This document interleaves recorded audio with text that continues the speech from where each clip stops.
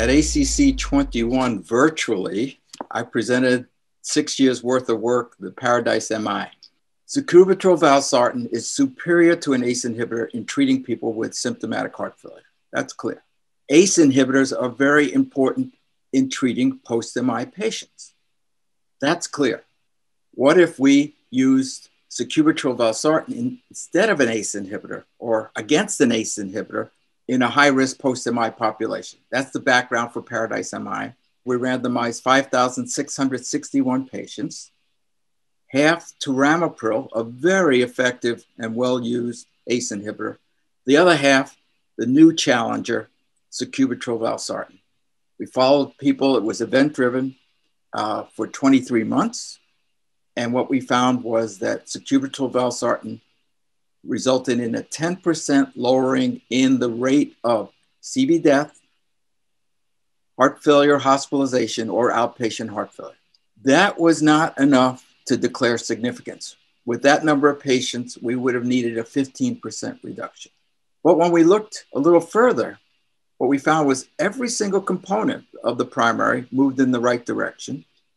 So what we, and I say we because this is a major international effort, concluded was that in the modernly treated, well-treated acute MI population, that sacubitril valsartan was not superior to ramipril, but we had many indications that there'll be fewer eventual heart failure events if started early, and the safety was there. Nicolas, on se rappelle bien sûr que sacubitril valsartan, avec l'étude Paradigme, avait transformé nos pratiques dans le traitement de l'insuffisance cardiaque. Est-ce que finalement Paradise remet en cause dans une certaine mesure ces résultats qui encore une fois étaient impressionnants? Oui, merci Serge pour ta question. De mon point de vue, et je pense que d'autres amis du panel feront peut-être un commentaire, non, ça ne doit absolument pas remettre en cause les résultats d'un autre essai thérapeutique. C'est vrai que parfois l'esprit de raccourci serait d'avoir un même traitement identique pour tous les malades, et c'est pas possible. Il faut aller vers une individualisation un peu de cette prise en charge. Et là, on a juste un résultat sur une population complémentaire qui est très différente de l'étude Paradigme, et donc ça ne remet en rien en cause les résultats précédents. Alors, faut pas oublier, je pense que Christophe Leclerc aura peut-être un commentaire, que cette étude a été terminée dans une période particulière, et on le dira peut-être plusieurs fois au cours de cette soirée, qui est le contexte Covid. On va pas tout expliquer par ça, mais certains éléments peuvent être soulignés dans ce contexte. Moi, ce que je voulais dire surtout, c'est qu'il faut pas oublier que quand on compare les essais d'il y a plus de 25 ans avec le ramipril et les d'autres inhibiteurs de l'enzyme de conversion, c'était versus placebo. Et l'ampleur du bénéfice a été considérable. Et là, le sacubitril se compare à des molécules qui fonctionnent. Deuxième élément, le suivi est relativement court. Or, le taux d'insuffisance cardiaque après un infarctus du myocarde, aussi sévère soit-il, et aussi avec autant de critères d'enrichissement que l'on n'ait pu trouver, le taux de survenue d'un premier événement insuffisance cardiaque clinique, eh bien, il n'est pas si précoce que ça. Et quand on regarde cette étude, il y a quand même une tendance favorable. Alors, je ne vais pas extrapoler que le médicament fonctionne, on ne peut pas le dire, mais je pense qu'un certain nombre d'éléments, dont la puissance, dont la durée du suivi, dont le comparateur qui est très efficace, eh bien, peut expliquer partiellement un résultat neutre, peut-être un peu décevant, mais qui remet en rien en cause le reste des indications du sacubitril valsartan. Et dernier bémol, je suis surpris que parmi les critères d'enrichissement, on ne voit absolument pas apparaître le dosage de peptides natriurétiques, de BNP ou NT-proBNP, qui sont, parce qu'on l'avait montré, nous, dans des études de remodelage post-infarctus, des critères majeurs, même quand ils sont faits à 3 ou 5 jours, donc à la sortie après l'infarctus, eh bien, annonciateurs d'une insuffisance cardiaque à venir, au-delà de la FEVG, de la taille du ventricule. Finalement, parmi les critères d'enrichissement le plus puissant, il n'a pas été choisi. Bon, peut-être que des études ancillaires reviendront pour nous expliquer ce qui se passe en fonction du NT-proBNP d'inclusion. Christophe avait un commentaire à faire, Christophe. Oui, en fait, j'en ai un et demi, si tu me permets, Serge. Le premier, et Nicolas l'a déjà dit, c'était un suivi assez court pour l'insuffisance cardiaque, un suivi de 24 mois. Et c'est vrai qu'aujourd'hui, on a des traitements modernes. On sait que pour un nouveau traitement qui arrive, montrer une supériorité dans l'ère moderne des traitements médicamenteux est un petit peu plus difficile et il faut certainement un petit peu plus de temps.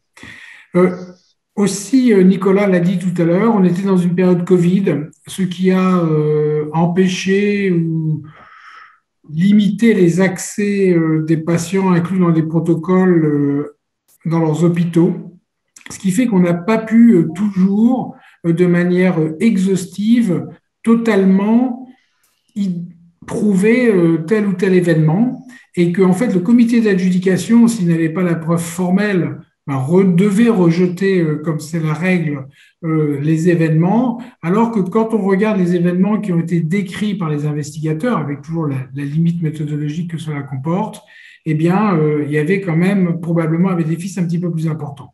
Donc, je crois qu'il faut aussi replacer le contexte avec une adjudication des événements qui n'a pas pu être aussi exhaustive que l'auraient voulu les investigateurs. Alors peut-être que ça a conduit à une perte de puissance de l'essai et qu'on observe quand même une diminution des événements, même si ce n'est pas significatif. Donc c'est peut-être un élément important. Atul, tu voulais commenter également. Moi, c'était pour dire que finalement, on est déjà dans l'explication de pourquoi c'est négatif. Alors bien sûr, il y a beaucoup d'explications qui sont partagées par nos collègues et amis, mais je crois l'étude est négative sur un critère de jugement qui est robuste, avec une méthodologie bien conçue, pour un essai qui a démarré, on vous l'a dit, il y a un certain nombre d'années. Donc, bien sûr, les explications traduisent notre déception. On aurait aimé que l'histoire du sacubitril/valsartan reste positive et nous encourage, comme Ephésus à son époque pour des patients similaires, mais Nicolas l'a rappelé, contre placebo. En fait, le message, c'est quoi? C'est que cette population-là est probablement une population dont le risque a été mal stratifié par défaut d'enrichissement, comme l'a rappelé Nicolas, en se servant de marqueurs que l'on connaît bien, que ce soit le niveau de la fraction d'éjection, le niveau des peptides natriurétiques, et on a payé le prix de cette population qui est probablement à moindre risque que ce qu'on avait imaginé, parce qu'après un infarctus, la revascularisation améliore la fraction d'éjection, parce qu'on n'a pas pris les malades les plus symptomatiques, pas pris les malades les plus graves, et donc, in fine, on a un essai négatif, même s'il y a beaucoup d'explications. Moi, je suis plutôt de ceux qui disent c'est dommage, mais l'essai est négatif. Oui, Atul, à ce moment-là, si je peux me permettre une dernière remarque et conclusion, je partage ce que tu viens de dire. Ça veut juste, en pratique pour nos collègues, signaler qu'il ne faut pas mettre du sacubitril à tous les malades en post-infarctus. On est d'accord? Est-ce qu'un an ou 2 ou 3 ans après, alors qu'ils deviennent insuffisants cardiaques, ça te priverait de mettre du sacubitril? Certainement pas. Et je crois qu'on se rejoint là-dessus. On est entièrement d'accord. Ah oui, il faut se rappeler quand même qu'une grande partie des patients, de nos patients insuffisants cardiaques, ont une insuffisance cardiaque d'origine ischémique. Et donc, il ne faut pas extrapoler, ça c'est l'avis du praticien. Je pense que ça c'est important. Alors, Nicolas, on avait une autre étude intéressante à propos du sacubitril/valsartan, c'est l'étude LIFE. Est-ce que tu peux nous la commenter? Oui, alors je vais essayer de faire relativement bref, mais c'est vrai que cette session de l'ACC a permis d'explorer différents champs d'utilisation du sacubitril/valsartan. Et donc, c'est Douglas Mann qui a eu avec ses collègues l'idée de tester la faisabilité, la tolérance et surtout le bénéfice du sacubitril/valsartan en comparaison au valsartan sur une frange de population, sur un groupe de malades qui avaient peu, voire pas du tout, été encore explorés, que sont les malades avec des insuffisances cardiaques les plus avancées. Hein, c'est l'étude LIFE. Donc, il y avait un certain nombre de critères d'inclusion avec de la sévérité. Je ne vais pas les détailler, hein, mais c'était une dyspnée NYHA dans les 3 mois précédents, une hospitalisation dans les 6 mois précédents avec choc cardiogénique, recours à de la dobutamine, ou alors des critères qui sont régulièrement utilisés dans l'insuffisance cardiaque avancée, que sont le pic de VO2, par exemple, inférieur à 12 ml par minute et par kilo. Donc, une population grave. Et si je prends qu'un seul de ces critères qui était la NYHA 4, ils étaient absents en majorité de l'étude paradigme. Donc, on avait peu d'informations. Et donc là, sur la diapo qui vous est présentée, il y a le schéma de l'étude, donc qui est une randomisation en double aveugle contrôlée versus donc valsartan seul. Petite information, vous voyez qu'au départ, il y a une période de 3-7 jours de test en ouvert du sacubitril pour évaluer la tolérance. Et pour mon mot de conclusion, ça aura une certaine importance. Diapositive suivante. Alors, je ne peux pas vous montrer, faute de temps, les caractéristiques de base, mais enfin, les patients étaient vraiment sévères avec des fractions d'éjection en moyenne aux alentours de 29%, effectivement un taux de NT-proBNP élevé, des patients à 85% de post-infarctus ou en tout cas de maladie coronaire, donc ça rejoint le commentaire précédent. Et voici sur la diapo qui est affichée le critère principal de jugement, c'est-à-dire que c'était une variation du NT-proBNP au cours de l'utilisation donc du sacubitril dans un groupe et du valsartan dans l'autre. Bien sûr, c'est un critère de jugement intermédiaire, donc c'est une étude un peu de phase 2. 400 malades simplement étaient prévus. Petite parenthèse, merci la Covid-19, seuls 355 malades ont été inclus. Donc, à nouveau, on a une étude qui ne va pas tout à fait à son terme.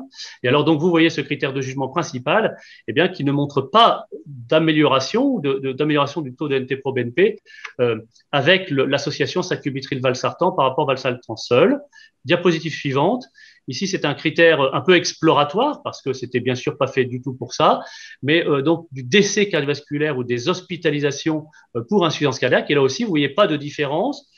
Les courbes se croisent, donc je crois que la tendance à caractère un peu mieux du valsartan seul, bien sûr, ne peut pas être du tout retenu. Mais enfin, il y a dans ce groupe de malades, peu nombreux, les plus graves, eh bien, on ne voit pas de bénéfice à l'association sacubitril-valsartan. Alors, 3 petits messages avant de répondre à la question ou que les autres membres du panel s'expriment. Il faut noter, ce n'est pas dans les diapositives, que 18% des malades n'ont pas été inclus faute de tolérance du produit sacubitril-valsartan pendant les 3 ou 7 jours. C'est important.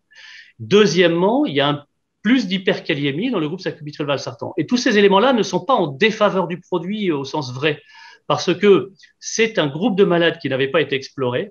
Or, on le sait depuis 3 ou 4 ans, quand on l'utilise chez les malades les plus graves, on a tous observé eh bien, des malades qui en sortie d'hospitalisation toléraient un peu moins bien le malade, avec des hypotensions, avec symptomatiques, avec un peu d'hypercalémie, ce qui n'était pas retrouvé dans Paradigme.